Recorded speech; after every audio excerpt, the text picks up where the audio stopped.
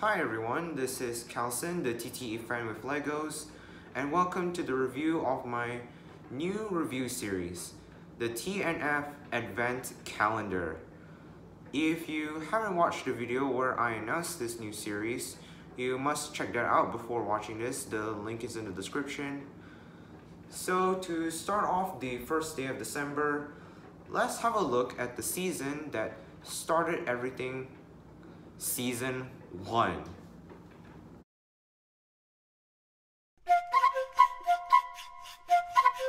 Thomas is a tank engine who lives at a big station on the island of Sodor.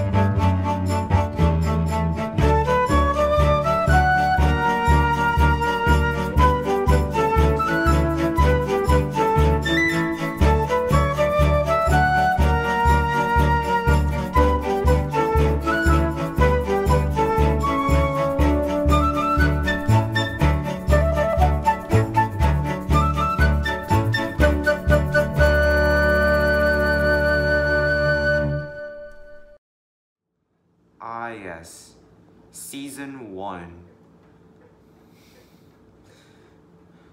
So to start this review, I will talk a little bit on the history of Thomas and Friends. How did this all started? Well, let's go back in time.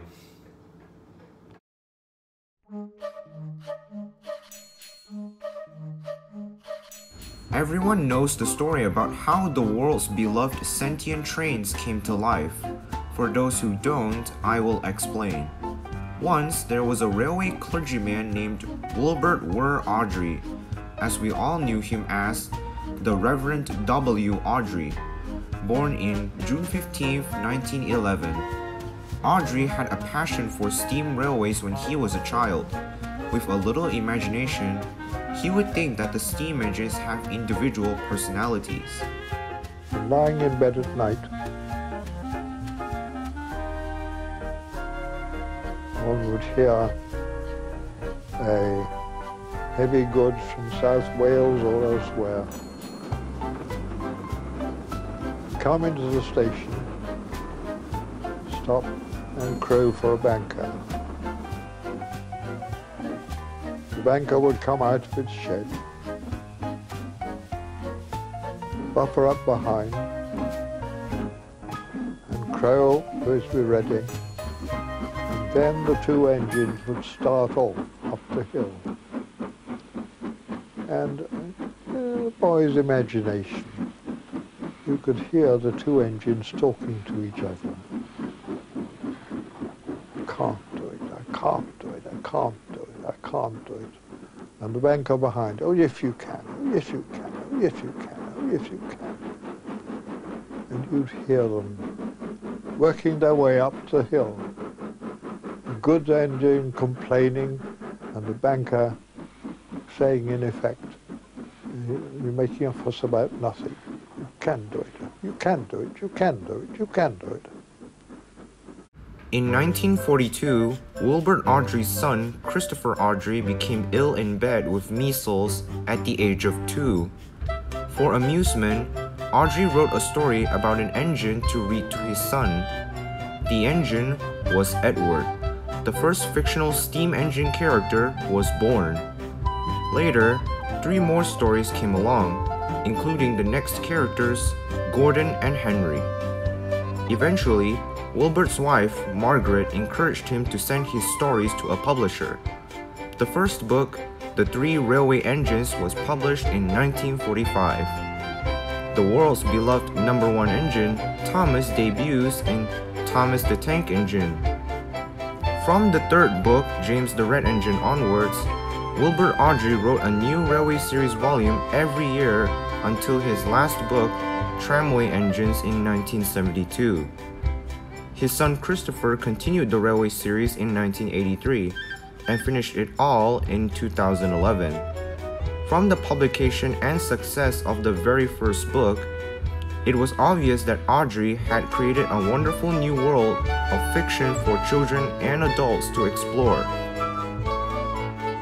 In 1979, Awdry was approached by a TV producer called Britt Allcroft, who was passionate with his fictional creations.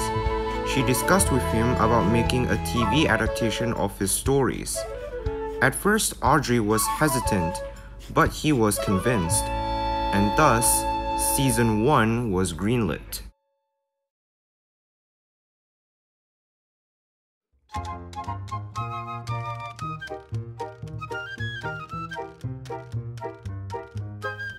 For a first TV season, its characters were introduced and established fairly well. Thomas, our number one, is the cheeky and naive tank engine who tries to get his way, but he can get airheaded, which makes him careless and lead to his misfortunes. When he helps a friend in need, he proved his worth and was given a branch line as a reward. "Oh, thank you, sir," said Thomas. Edward is the old, loyal, and kind-hearted engine who is willing to help out, despite being mocked by the other engines. "The driver won't choose you again," said Gordon. "He wants strong engines like us." Henry, which I have talked about his history in an earlier video, but I'll keep it brief. He was a needless, pathetic failure who evolved into a super cool Chad, but also can have flaws. "I suffered dreadfully, and no one cares." Gordon is the pompous, boastful hotshot, but has loyalty towards his friends. He and Thomas forming an unlikely alliance is nice to see, and played more in later seasons. "Why, so you are, Thomas. Shall we form an alliance? You help me, and I'll help you." "Right you are," agreed Thomas. James, the really splendid red engine, has to be the most consistent character of the entire show, at least in my opinion. However, his character arc is basically Thomas's arc copied and pasted. It's actually the same story. He wants to achieve a goal, he fails 2 times and gets a redemption. As we all know, Awdry was rushed to write his book about James and has lack of inspiration. Oh well, at least he has an arc like all the rest. James didn't like that at all. Percy, the small engine, is cheerful and silly but always loyal, just like Thomas. "Hurry, hurry, hurry," he would call, and they got very cross. Toby is the capable hard worker who would stand no nonsense. "Is it electric?" asked Bridget. "Whoosh!" hissed Toby. "Shh, shh." And Sir Topham Hatt is the authority figure of the railway. As for the other characters, Bertie the bus, Terence the tractor, Annie and Clarabelle, Henrietta, and Mrs. Kindly, they were used as side roles for the most part and are done well. Overall, all the characters were at their best in Season 1. The writers would continue to expand their character arcs and add depth to their personalities, but can get inconsistent sometimes. Anyway, moving on.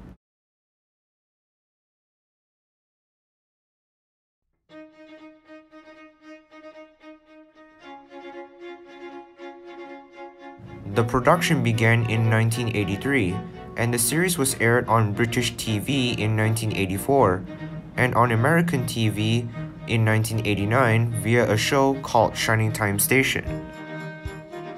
When making something new, the first time wasn't always the best. Season 1, being the first ever Thomas and Friends series, wasn't perfect. It has its fair share of problems. Throughout the whole production of the episodes, multiple errors were made. Some are carelessly created by the crew. For examples, the engines have wonky eyes, or paint chips, or wearing the wrong faces occasionally. The rolling stock have crooked parts. Sticky tack can be visible under the figurines. Studio equipment or the set's edge can be seen on camera, etc. There's a lot that can be found in these episodes. Aside from those goofs, the lighting, sound effects, and models are visually stunning. It brings the island to life. Here's a fun fact on this season's production history. To create the illusion of action, the film crew used a Markland BR-80 tank engine model to pull rolling stock in the background. So if you're watching an episode of Season 1 and see some freight cars moving, it was possibly the Markland engine that was pulling them. The model was also used as one of the workshop engines covered in tarps in the episode Trouble in the Shed. During the production of Season 2, the Markland engine model was scrapped because the crew had built more engines to use. Anyway, let's talk about the music and narration.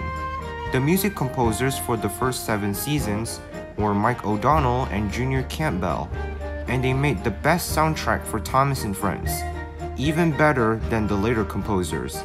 Nothing new can beat the classics. All of the music themes for the characters were well thought out. Most of them really suit their character traits.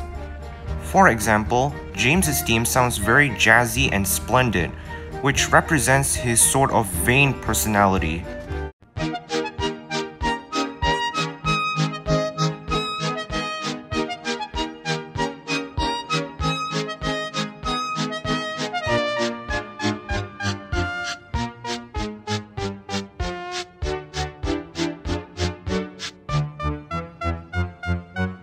Now, for the English narration, this season was narrated by none other than Ringo Starr, the ex-Beatles drummer. He is my personal favorite of the narrators. There's just something about his voice that is so charming to hear. One day, Thomas was at the junction when Gordon shuffled in with some trucks.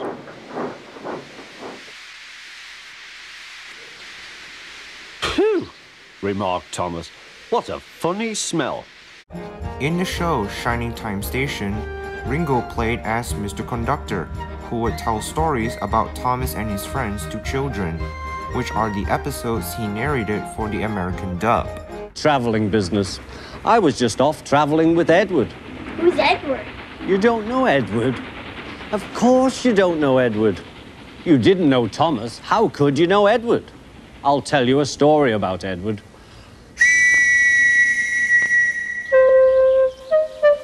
One day, Edward was in the shed where he lived with the other engines. Oh, let's not forget about the unaired pilot. The story, Down the Mine, was chosen for a pilot test before the first series can be greenlit. This pilot episode does use models as well, but different to the actual Gauge 1 models in the show. When Season 1 was put to work, the Down the Mine adaptation was remastered with newly built sets. The only evidence of the pilot episode's existence are the footage that were reused for the remastered version, like this scene of Thomas departing from Knepford Station. You can clearly notice this is a totally different Thomas model. And that is the production's history.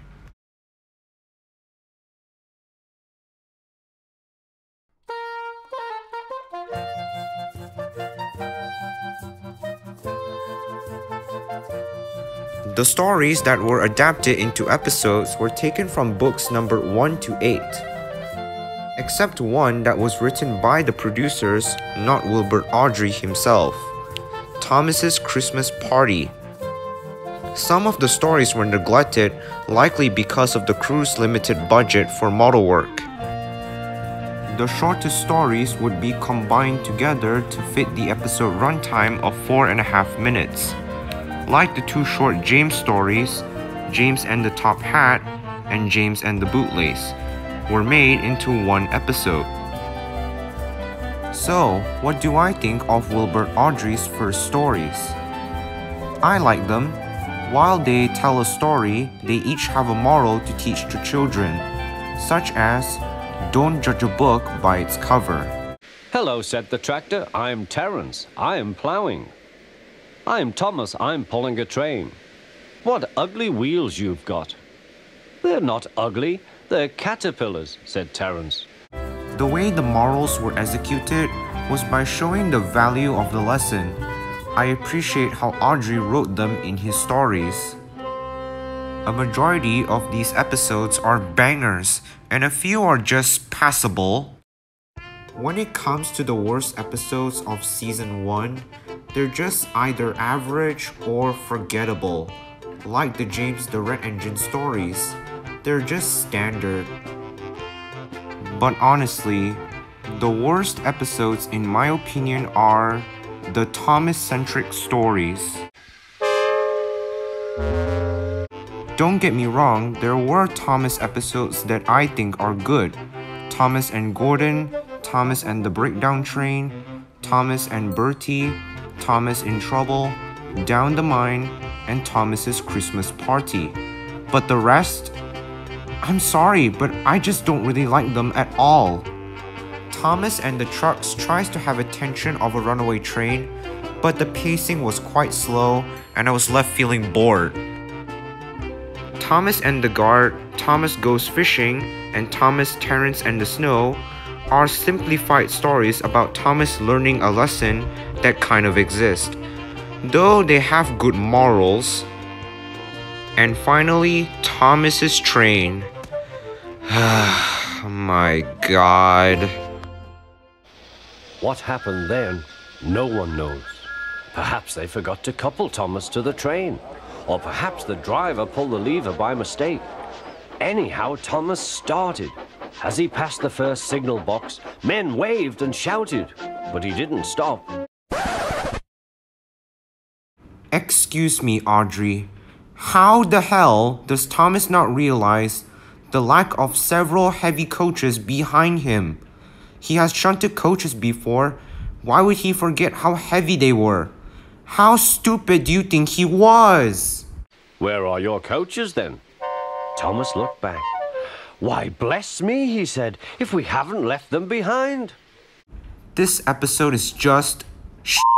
I can't stand this one. I know Thomas can be an idiot sometimes, but he wasn't that idiotic. Definitely the weakest of Season 1.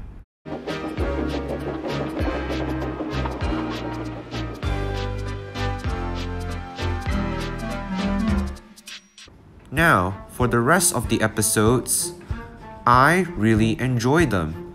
They were very memorable, funny, character-driven, and more notably, they were consistent. The 3 big tender engines going on strike until Sir Topham Hatt brought Percy to the yard. Thomas gets into trouble with a policeman, which leads to Toby's arrival after his old railway gets closed down. Season 1 has an accurate continuity with its stories being in chronological order, but I couldn't say the same for the following adaptations in Seasons 2, 3, and 4, which I'll talk about tomorrow. So those were the stories. And now, here are my top 5 episodes of this series. But before I go through the list, here are some honorable mentions.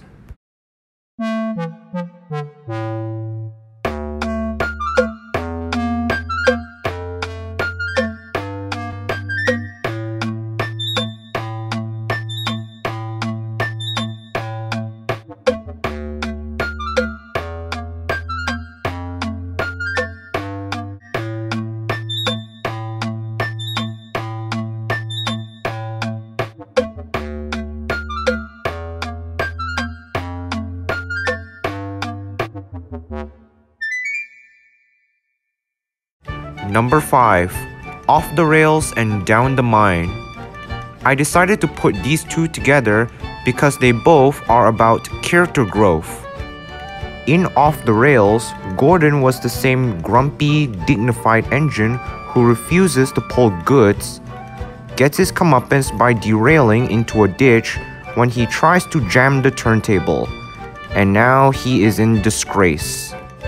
Contrast with Thomas, who was also in disgrace after he falls into a mineshaft. The two engines really humble and change by their mistakes, and serve each other as allies when they formed an alliance together. Wonderful character development. Number 4. Troublesome Trucks. Oh look, a James-centric story is on my list. While James doesn't have a strong character arc and his stories are generally underwhelming, this episode is where he shines. I really like James's determination, the triumphant theme that plays during his journey, and the scene where half of his train breaks away and rolls down the hill is so cool. It has good pacing. The best James episode of this series. Number 3. Tenders and Turntables. Season 1 has its moments of humor and comedy, and this episode is no exception. It's funny all throughout. Gordon being unable to fit on the turntable, so he has to pull his train in reverse, James having a fast spin, and the big engines being disgruntled to shunt coaches, they do make me chuckle. I don't have more to say other than this is a comic relief.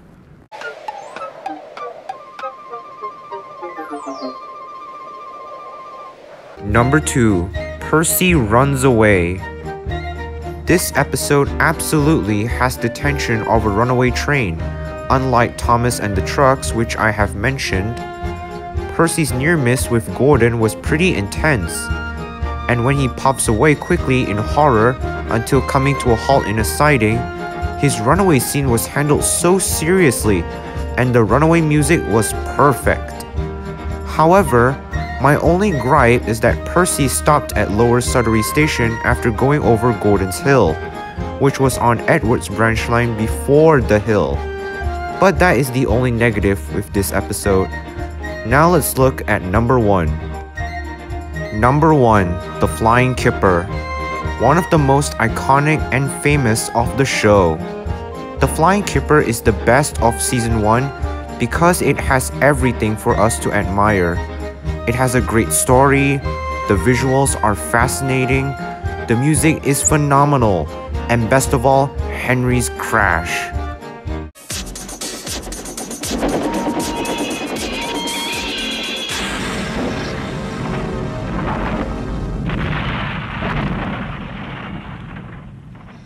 Wow, one of the greatest classic episodes I've ever watched. So awesome, I tell you.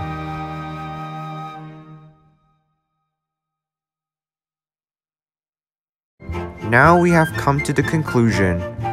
I really love season 1. It was such a great season, and I have a lot of fun memories of it. It's not perfect despite its boring, forgettable stories and technical errors, but there is so much to love from it. The introduction of the characters, the stories that have passion, and the efforts of Britt Allcroft and her team, and we should thank them for that, because they inspire us to continue loving Thomas and Friends no matter what happens next. So, what do they do when their first series was successful? They create a sequel. Well, that's 1 season down and 23 more to go. I hope you all like this video. Please subscribe to my channel so you can be notified of new reviews coming soon, and I'll see you all tomorrow for season 2. But I mustn't tell you anymore, or should I spoil the next story?